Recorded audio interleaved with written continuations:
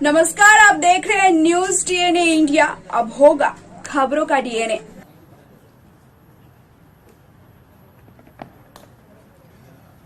आप सबों को जोहार। आज की बैठक में मंत्रिपरिषद द्वारा कुल 17 प्रस्तावों को स्वीकृत किया गया।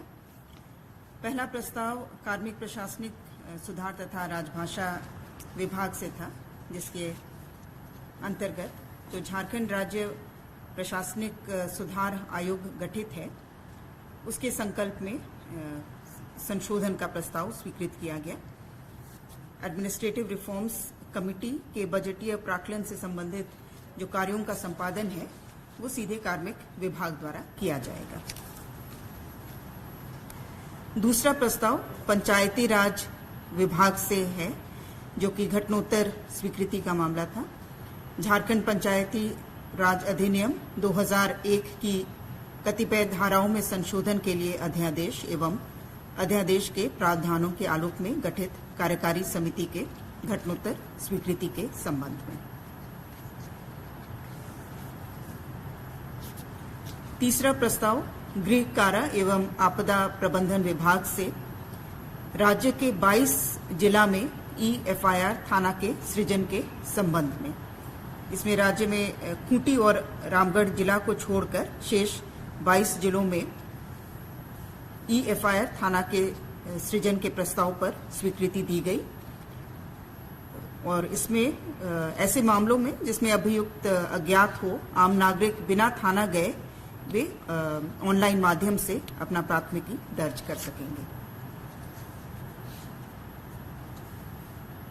चौथा प्रस्ताव ऊर्जा विभाग से भारत सरकार की शहरी विद्युतीकरण इंटीग्रेटेड पावर डेवलपमेंट स्कीम के अंतर्गत झारखंड बिजली वितरण निगम लिमिटेड के द्वारा धनबाद आवास बोर्ड के परिक्षेत्र में 33/11 KVA विद्युत शक्ति उपकेंद्र निर्माण हेतु 0.45 एकड़ भूमि के निःशुल्क हस्तांतरण करने की स्वीकृति मंत्रिपरिषद द्वारा दी गई।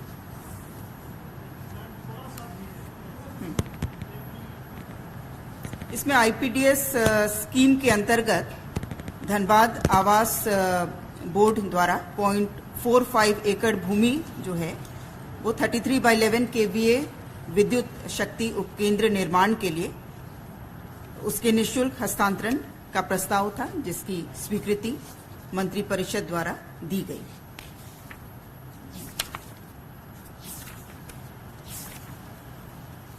पांचवा प्रस्ताव पथ निर्माण विभाग से पथ प्रमंडल साहिबगंज अंतर्गत गोविंदपुर साहिबगंज पथ SH18 के किलोमीटर 251 से किलोमीटर 309 तक कुल लंबाई 58.26 किलोमीटर, इसके मजबूतीकरण राइडिंग क्वालिटी में सुधार कार्य हेतु कुल 46,20,58,400 रुपये मात्र की प्रशासनिक स्वीकृति मंत्रिपरिषद द्वारा प्रदान की गई।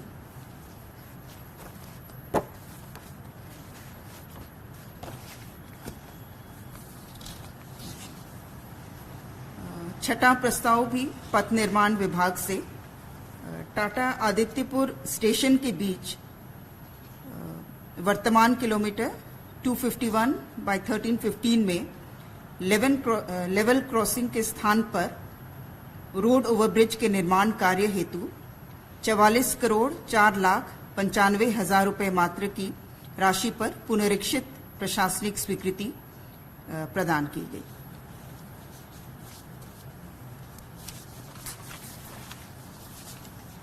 सातवां प्रस्ताव उत्पाद एवं मद्य निषेध विभाग से झारखंड उत्पाद नियमावली 2018 के नियम संख्या 8, 24 एवं 25 के आलोक में वित्तीय वर्ष 2021-22 के माह मई का निर्धारित उत्पाद राजस्व लक्ष्य को उसके उस माह के वास्तविक उठाव अथवा उत्पाद राजस्व लक्ष्य का 50%, जो दोनों में अधिकतम हो, के अनुरूप निर्धारण करने संबंधी प्रस्ताव पर मंत्रिपरिषद की स्वीकृति, घटनोत्तर स्वीकृति दी गई।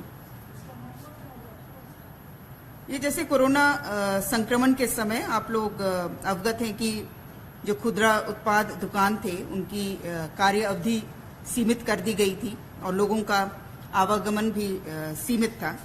इसीलिए जो राजस्व जमा करने की जो बाध्यता है उसको शिथिल किया गया है और उत्पाद परिवहन कर की वसूली जो है वो जो निर्धारित राजस्व लक्ष्य था उसे घटा करके जो वास्तविक उठाव हुआ है अथवा उस माह का जो राजस्व लक्ष्य था उसका 50% दोनों में से जो अधिकतम है उतना उन्हें जमा करना होगा। 8वां प्रस्ताव महिला बाल विकास एवं सामाजिक सुरक्षा विभाग से है। झारखंड राज्य किशोर न्याय निधि नियमावली 2021 के गठन की स्वीकृति के संबंध में जो किशोर न्याय अधिनियम 2015 गठित है और नियमावली 2017 उसी के अंतर्गत किशोर न्याय निधि के गठन का भी प्रावधान है और उसकी आज स्वीकृति दी गई। इसके तहत state bank of India project भवन में एक बचत खाता खोला गया है और विभिन्न स्रोतों से इस न्याय निधि में राशि का संग्रहण किया जाएगा जो कि बच्चों के पुनर्वास में भी उस निधि का व्यय किया जाएगा। 9वां प्रस्ताव नगर विकास एवं आवास विभाग से है। राजधानी रांची में अवस्थित बिरसा मुंडा जेल परिसर में निर्माणाधीन बिरसा मुंडा संग्रहालय में 3 स्वतंत्रता सेनानी पोटोहो भागीरथ मांझी एवं गंगा नारायण सिंह की प्रतिमा निर्माण का कार्य messrs Ram Sutar art creations private limited को मनोनयन के आधार पर आवंटित करने के संबंध में पोटोहो भागीरथ मांझी एवं गंगा नारायण सिंह। जो बिरसा मुंडा संग्रहालय है उसमें पूर्व से ही 11 प्रतिमाओं का निर्माण हो रहा है।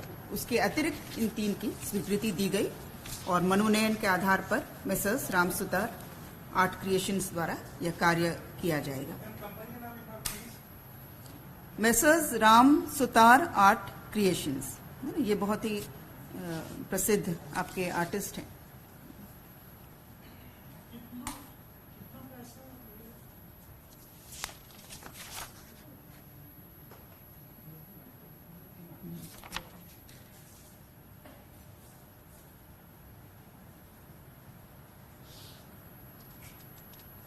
कंटिन्यूइंग स्कीम ये है। 10वां प्रस्ताव विधि विभाग से गढ़वा जिलांतर्गत नगर उटारी अनुमंडल में गठित अनुमंडलीय न्यायालय की स्थापना में अधीनस्थ कर्मचारियों पदाधिकारियों के पद सृजन के संबंध में इसमें 63 पदों की स्वीकृति दी गई, पदों के सृजन की स्वीकृति दी गई। 11वां प्रस्ताव खाद्य सार्वजनिक वितरण एवं उपभोक्ता मामले विभाग से है। प्रधानमंत्री गरीब कल्याण अन्न योजना के तहत राष्ट्रीय खाद्य सुरक्षा अधिनियम 2013 के लाभुकों को जुलाई 2021 से नवंबर 2021 तक की अवधि के लिए 5 किलोग्राम खाद्यान्न प्रति लाभुक प्रति माह मुफ्त वितरित करने हेतु खाद्यान्न के परिवहन हथालन एवं वितरण कार्य हेतु संभावित व्यय राशि 1,41,41,57,00,000 रुपए की स्वीकृति के संबंध में। 12वां प्रस्ताव मंत्रिमंडल सचिवालय एवं निगरानी विभाग से पंचम झारखंड विधानसभा का 6ठम सत्र के सत्रावसान हेतु मंत्रिपरिषद की स्वीकृति दी गई। 13वां प्रस्ताव खाद्य सार्वजनिक वितरण एवं उपभोक्ता मामले विभाग से उपभोक्ता संरक्षण अधिनियम 2019 के आलोक में झारखंड राज्य आयोग रांची के अधीन सदस्य के 2 पद के सृजन की स्वीकृति दी गई। पूर्व से ही राज्य आयोग में 1 अध्यक्ष एवं 2 सदस्यों का पद स्वीकृत है और 2 अतिरिक्त पदों की स्वीकृति दी गई। 14वां प्रस्ताव सूचना प्रौद्योगिकी एवं ई गवर्नेंस विभाग से झारखंड स्टेट डेटा सेंटर के आईटी इंफ्रास्ट्रक्चर के एक्सपेंशन हेतु 57,82,29,826 रुपए मात्र की प्रशासनिक स्वीकृति।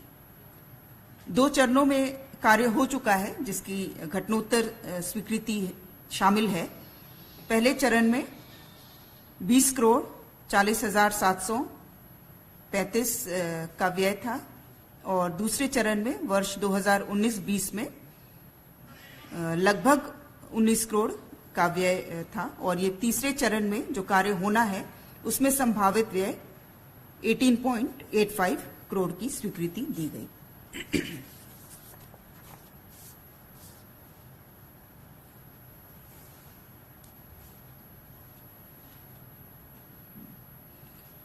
पंद्रहवां प्रस्ताव पथ निर्माण विभाग से झारखंड राजमार्ग फीस दरों का निर्धारण एवं संग्रहण संशोधन नियमावली 2021 की स्वीकृति के संबंध में।